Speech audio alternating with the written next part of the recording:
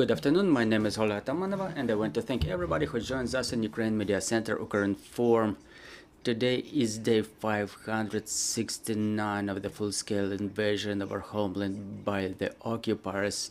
It's year 10 of the war, and now we will be talking about the situation in the south of our country. Joining us online is Natalya Humenyuk, the head of the United Coordinating Press Center of the Security and Defense Forces of the south of Ukraine. Good afternoon, Miss Natalia. Good afternoon. Glory to Ukraine. Glory to the heroes. Miss Natalia, I would like to ask you about the situation in the south of our country. What is it like? What's going on with the enemy over there?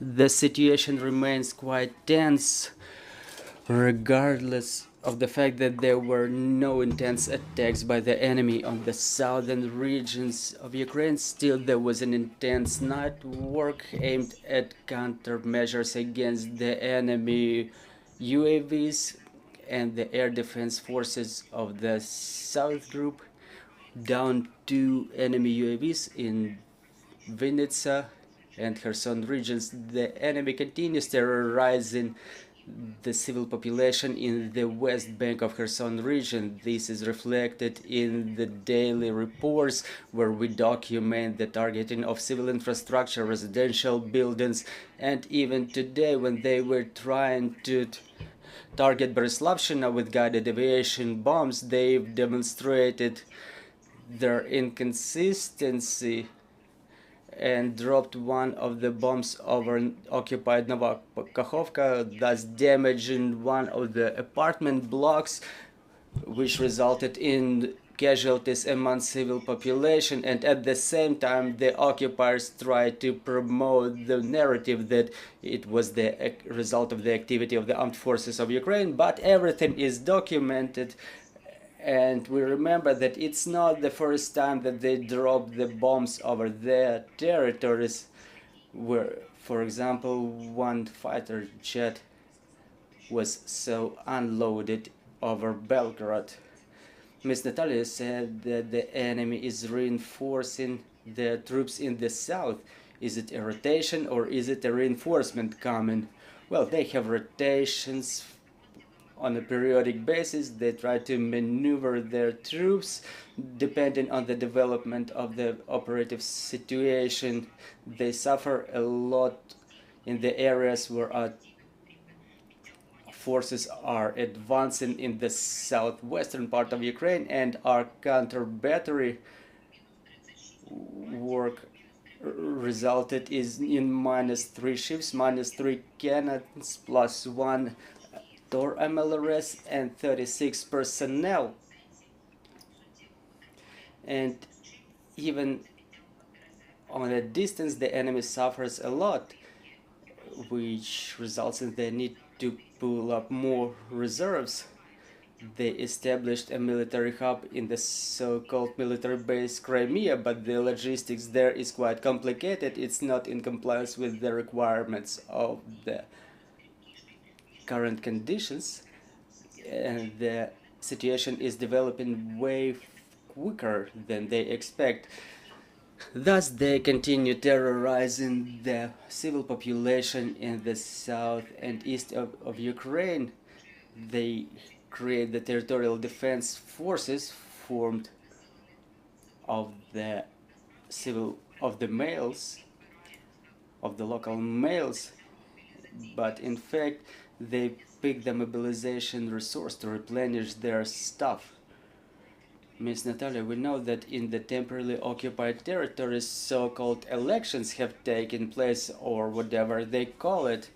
How did it impact our people over there? Do we have any information about what's going on in the occupied territories? They continue the police pressure. They try to search for the people with the pro-Ukrainian stance. Unfortunately, they apply torches. The torture chambers are in full operation over there, in the same type that were identified in the West Bank. And now they try to analyze the activity of the population during the elections and try to identify those who consciously ignore the election process. And those territorial defense forces that they're trying to put together, they have the same type of list of the people who may be related to guerrilla movement or resistance movement. In all the editorials, in the headlines, there is Crimea and the Black Sea. It's related to the brilliant operations of Ukrainian special forces aimed at the destruction of air defense systems and Russian ships. To what extent these results will influence on more explosions over there? Well, destruction of enemy material is one of the components of counter-offensive that everybody wants to see being deployed. So here are the results. The destruction of enemy material will definitely assist to better results of the battle operations by our troops. But let's not underestimate the enemy. They have a very well deployed air defense system in the peninsula. They are still capable of maneuvers, however, the destruction of their material significantly impacted their capabilities in terms of air defense. But destruction of such things as the submarine or a marine ship, along with the air defense system. Miss Natalia, we're not hearing you. The sound is unfortunately off.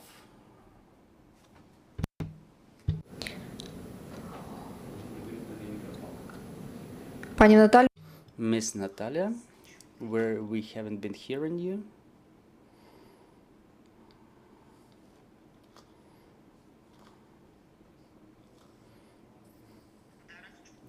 How about now? Yes, now we're hearing you. We've stopped at the air defense system in our peninsula.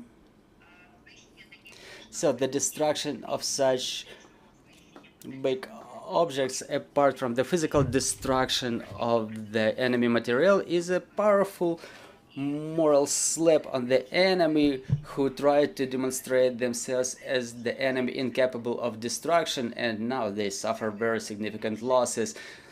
So now our defense forces demonstrated, so to say, established their presence in the Crimean Peninsula, and it's a very intense signal for the enemy that we will be able to achieve what we're aiming at. Ms. Natalia, regarding the situation in the Black Sea, what's going on there? What's going on with the civil vessels and the missile carriers? The situation in the Black Sea remains quite stable. However, today we observe quite an untypical deployment of group of ships. There are about 20 vessels and caters, including battleships and support ships, plus the ships of the bodyguard service, which we think is the attempt of the enemy to go out of the ports because they are afraid of being damaged in the closed space. One of those ships is the missile carrier, the Cyclone, that they presented as the novelty, but it did not pass the official tests, and there are no summary of its battle capabilities. However, we cannot exclude the possibility that it may work as a missile carrier because it may be capable of carrying 8 caliber missiles, and given the situation for the time being, we can assume that they can use the untested ship during the battle operations. So let's not neglect it, but not resort to panic at the same time. Thank you very much. We have questions on the floor. Good afternoon, Yulia Gadina, Ukrinform. Miss Natalia, how actively do the occupiers use the Kerch Bridge after its partial damage? And is it safe to say that there is an intense supply of Russian troops using the railway? Well, the railway connection is not suspended. However, saying it's intensive would be a little bit of a sinful. They use it very cautiously because the capabilities of the bridge as a technical structure are sufficiently damaged. It cannot be used to the full extent in this sense, and this is why they suspend its operation on a periodic basis. They keep opening and closing it. They undertake certain repairs, but again, there is no full-fledged motorway connection. Very intense control measures are in place before any automobile enters the bridge. We've lost the sound again.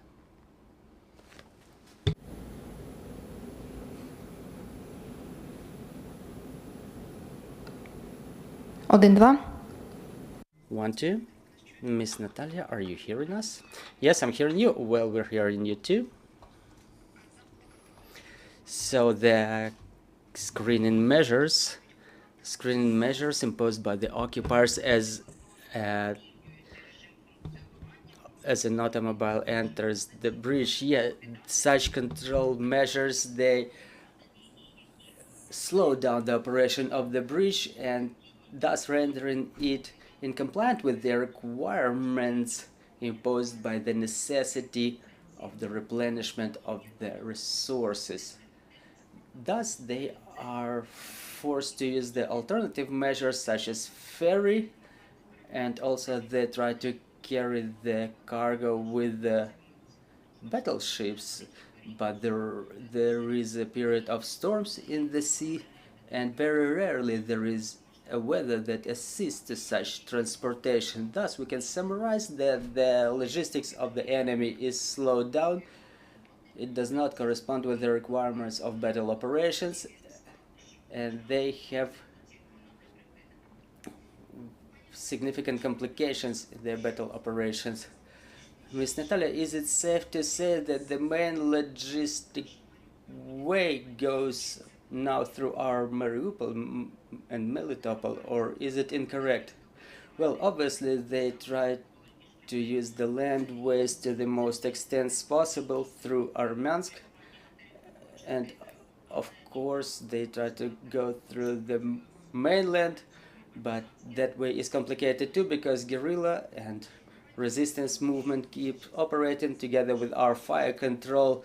Ms. Natalia, thank you very much for joining our broadcast. I'm reminding you, dear colleagues, joining us was Natalya Humenyuk, head of the United Coordinating Press Center of Security and Defense Forces of the South of Ukraine.